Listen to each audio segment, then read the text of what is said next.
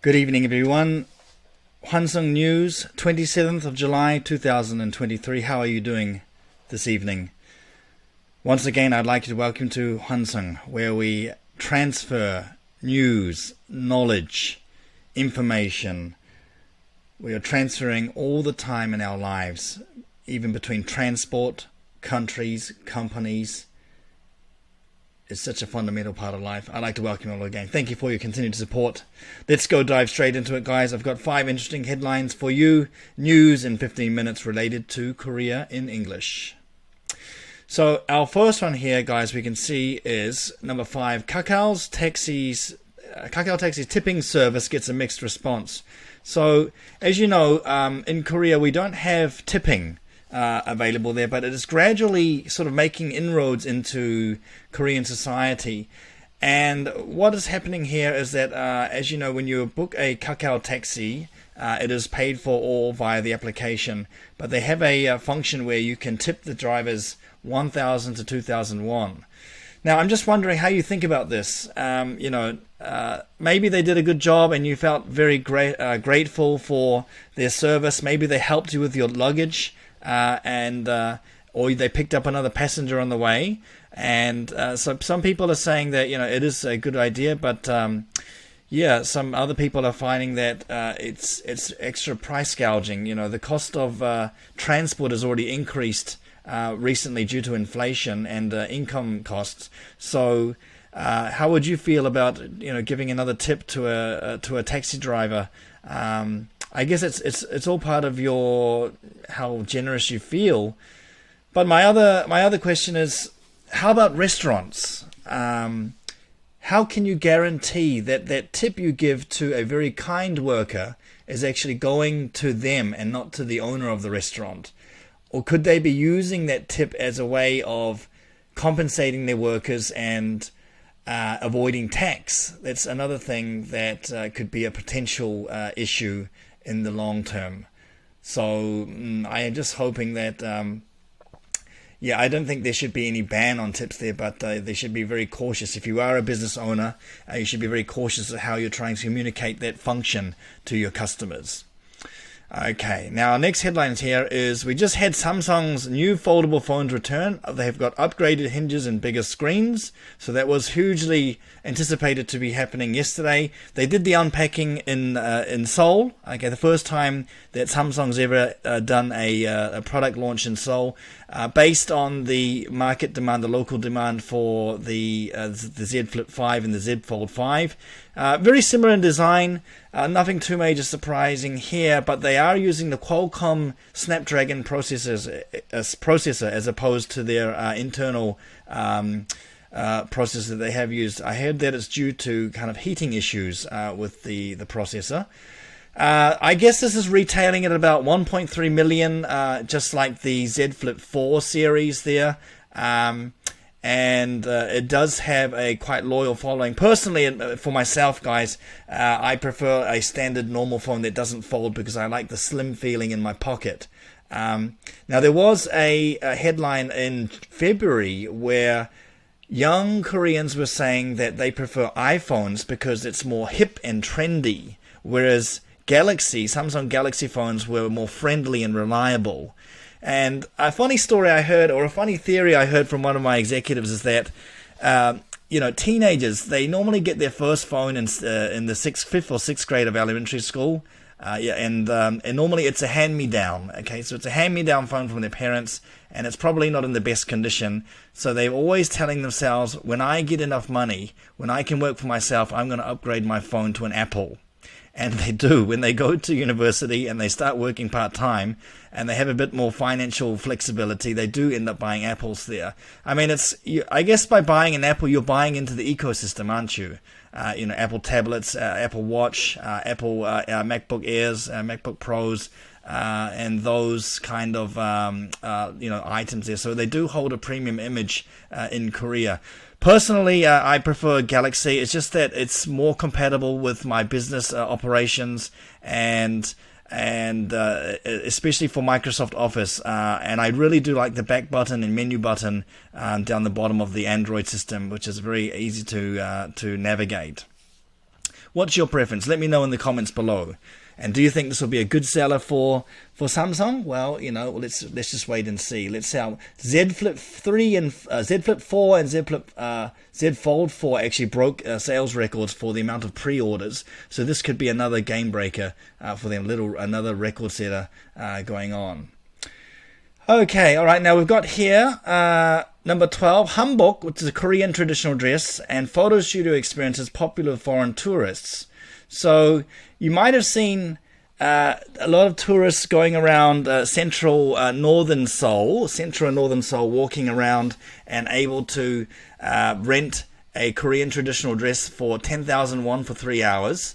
And they enjoy the experience. Actually, by wearing a traditional dress, you can gain access to the royal palaces and cultural icons for free, is what I've heard. I'm just wondering what they do about cleaning these dresses, because I've seen some misfitting dresses where the dresses are dragging along the ground and getting a bit dirty. On top of that, we've just had the monsoon season. So what happens if the dress gets soaked? Is there any penalty, or is it just accepted by the rental operator there? I'm very curious about that. I myself, I had a Korean traditional dress when I was younger, when I lived in New Zealand, and I wore that for sort of multicultural society events. What I liked about it was the smooth feeling of the silk, and the pants were quite baggy, so they're very, very loose fitting. And I guess I just outgrew them. The last time I wore a hanbok was actually for my wedding photo shoot. And I must say we actually rented the hanbok, the Korean traditional dress, and it was quite nice to have those traditional photos taken. It was a long day, as I recall. About 12 hours of camera shooting all in one day, with 4 or 5 changes of clothing. And so if you do decide to get married in Korea and take the wedding shoot, just prepare to bring some kimbap and some sandwiches, because you're going to get very hungry during that shooting the whole day. All right, okay, let's go on, guys. We've got here number 13, luxury labels accused of sharp practices here. So you can see here, Louis Vuitton and Chanel are among luxury labels that have come under fire for dubious exchange practice there. What do they mean by dubious, guys? Let's see the meaning here. Dubious actually means that it's tricky. Okay, it's kind of misleading. All right, so we'll see that here. A synonym of dubious is arguable, debatable. Okay, dubious can be used to indicate uncertainty about the result of an action or the truth of a statement, as well as about the uncertainty of a person and his or her character.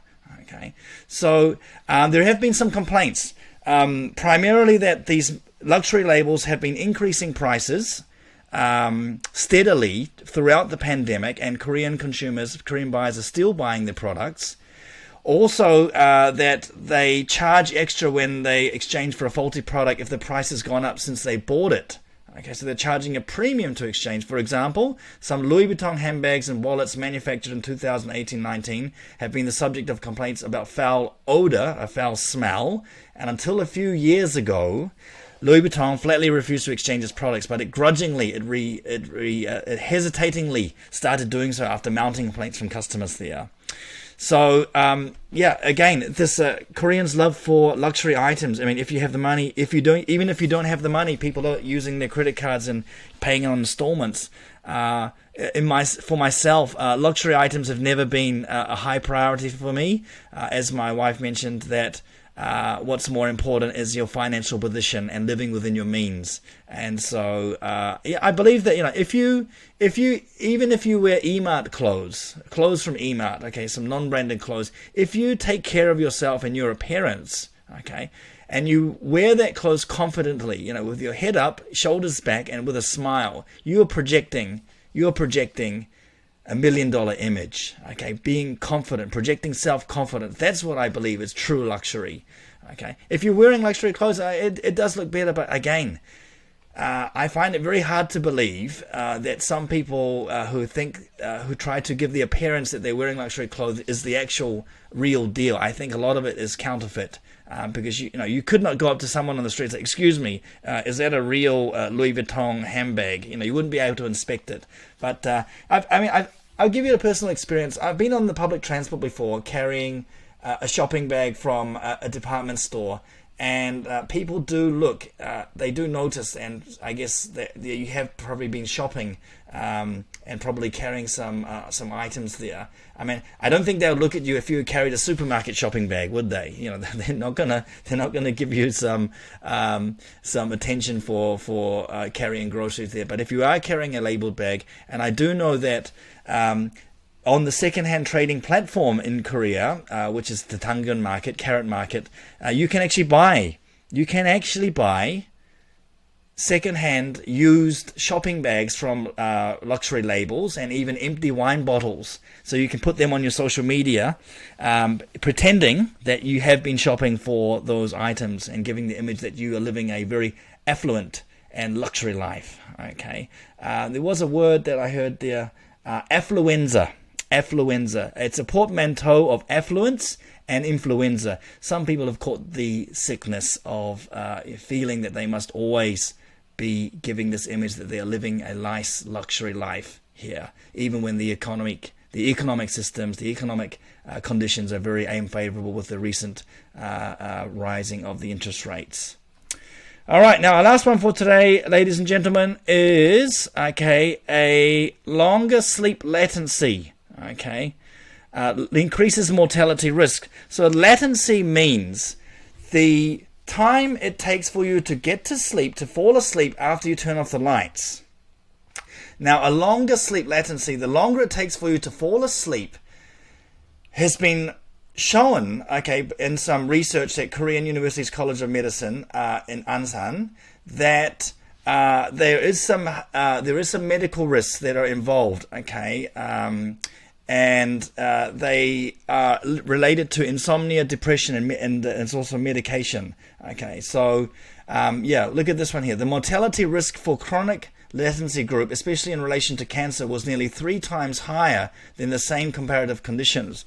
So the longer it takes for you to fall asleep, the increased risk of cancer and probably cardiovascular disease and heart conditions as well, not to mention high blood pressure. How do you get a good sleep, you may ask? Well, in my case, I've noticed that getting some, at least some form of aerobic exercise, such as walking or running, or even some anaerobic exercise such as weightlifting, physically exhausts your body so you can have a good sleep at night. And I also do take a magnesium supplement that helps me get to sleep. It's been very, very successful at balancing my electrolytes and stuff. So you might want to try that. Yes, magnesium supplements if you're having trouble sleeping. I mean, Korea, we probably one of the nations in the world that gets very little sleep. So and that can be attributed to high pressure working environment, stress. Study and those kind of things there, but it is very, very, very important that you do get at least 7 to 8 hours sleep. Teenagers even more when they're going through their growth phase and their growth spurt there. The longer you sleep, the better it is for your body to recover and repair and prepare for another action-packed day, because every day is a new day, and you always must be striving to do your best, living your life to the fullest. It's what I firmly believe. Every day is a challenge. Live your life to the fullest. Okay, very good. Well, that, guys, was your Hwangseung news for the 27th of July. Just reminding you that we transfer in our lives. Hwangseung means transfer. We transfer our lives all the time. We transfer transport. We transfer jobs. We transfer knowledge. We transfer money. We transfer countries. How you make that transfer is up to you. Those were our people today. That's Hwangseung tonight.